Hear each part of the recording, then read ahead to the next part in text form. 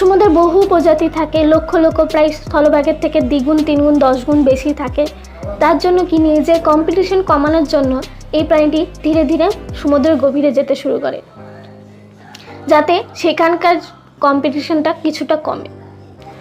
নিজেকে সমুদ্রের গভীরে বসবাস করানোর জন্য অনেক পরিবর্তন এনেছে।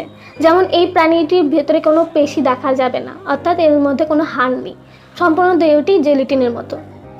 এই প্রাণীটি প্রায় 10,000-এরও বেশি ডিম পাড়তে পারে।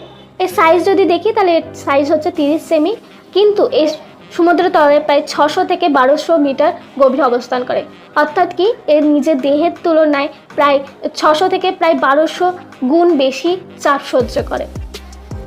এটা তো হয়ে গেল ব্লব ফিশের ব্যাপারে আমাদের বৈশিষ্ট্য সাধারণ জ্ঞান একটা ধারণা তৈরি হয়ে গেল। আমরা জানতে পারলাম এইটি বিশ্বের সবথেকে আগলি অ্যানিমেলের মধ্যে একটা। এটার একটা কম্পিটিশন হয়েছে 2019 সালে, সেটাও